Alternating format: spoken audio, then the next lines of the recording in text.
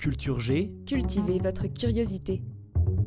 bonjour à tous, dans cet épisode je vais vous raconter l'histoire de la guerre de 100 ans.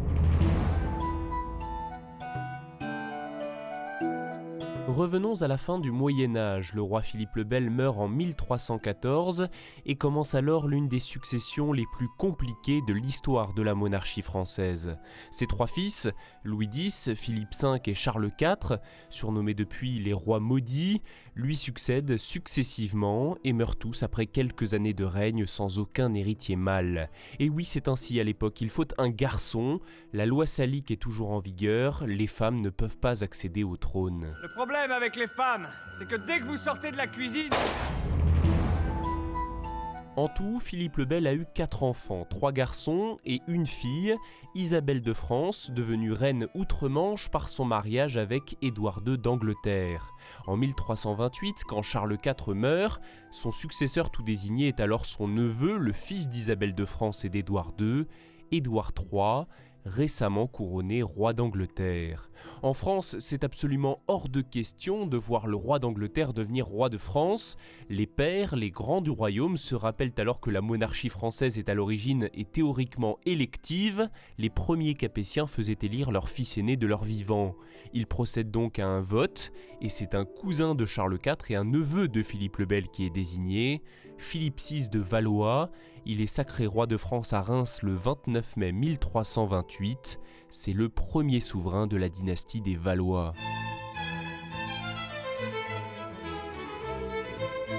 Cette décision, ainsi que des désaccords économiques et territoriaux, poussent Édouard III en octobre 1337 à réclamer officiellement la couronne de France.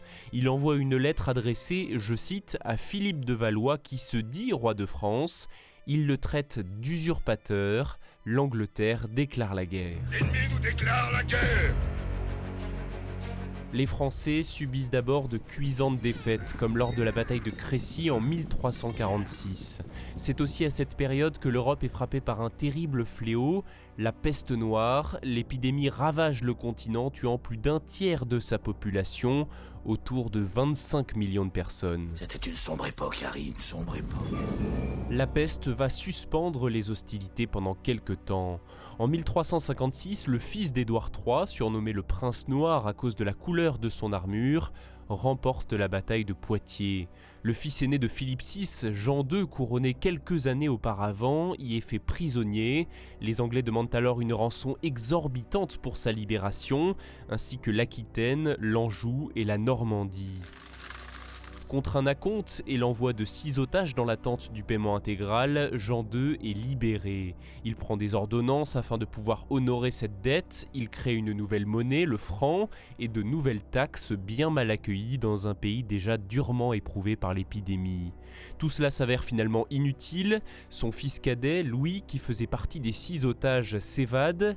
Le roi Jean considère donc qu'il doit retourner se constituer prisonnier à Londres pour respecter sa parole. C'est débile cette histoire! Des mauvaises langues se sont demandé si c'est vraiment l'honneur qui est à l'origine de sa décision, ou plutôt le souvenir d'une belle Anglaise. Toujours est-il qu'il y meurt quelques années plus tard, à l'âge de 44 ans. Le roi est mort. Vive le roi!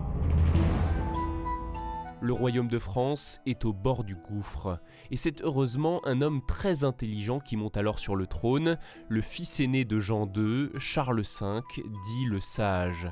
Il lance une série de réformes militaires, s'entoure de fins stratèges comme le célèbre Bertrand du Guesclin, il fortifie aussi les villes, les places fortes, y installe des hommes de confiance et conclut des alliances. Enfin, il se lance dans la reconquête des territoires pris par les Anglais, et il en récupère la quasi-totalité. Malheureusement, à Charles V, le roi sage, succède Charles VI, le roi fou. Il alterne entre périodes de lucidité et crises de démence. Sous son règne, les Français subissent de nouveau de violentes défaites, comme celle de la bataille d'Azincourt en 1415. La victoire semble désormais acquise aux Anglais, qui imposent la signature d'un traité faisant du roi d'Angleterre Henri V le régent et l'héritier légitime du trône de France, à la place des enfants de Charles VI. Seulement, en 1422, Henri V d'Angleterre et Charles VI de France meurent à quelques mois d'écart. Toutes les cartes sont alors rebattues. Henri VI, l'héritier d'Henri V, est encore un nourrisson. Il est déclaré roi d'Angleterre et de France, mais ne peut être sacré.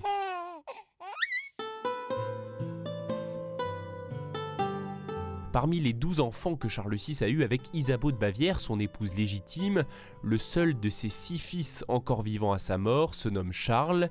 Il a été déshérité, mais pour lui et ses partisans, cela n'a aucune valeur puisque la couronne est inaliénable. Il est dauphin et doit se rendre à Reims pour être sacré et devenir roi. Mais ce n'est pas si simple. La France est alors divisée en 3. Le dauphin en dirige une partie, le sud et l'est, surnommé le royaume de Bourges.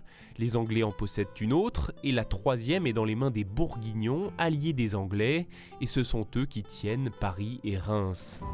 On entame alors le dernier chapitre de la guerre de 100 ans, marqué par la chevauchée de Jeanne d'Arc. Cette modeste paysanne de Lorraine, déclarant avoir entendu les voix de Sainte Catherine, Sainte Marguerite et Saint Michel, prend la tête de l'armée française, galvanise les troupes et multiplie les victoires. Elle ouvre ainsi la route de Reims au dauphin qui peut être sacré roi de France.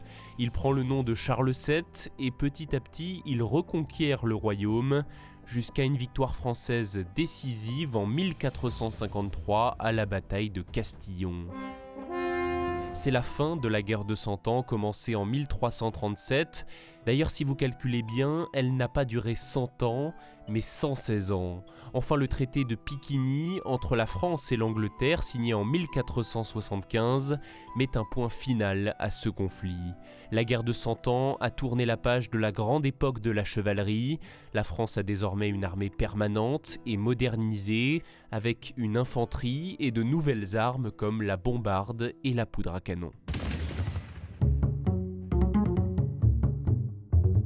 Merci d'avoir écouté cet épisode, j'espère qu'il vous a intéressé. Si c'est le cas, n'hésitez pas à le partager, à vous abonner à Culture G, et on se donne rendez-vous la semaine prochaine pour une nouvelle découverte.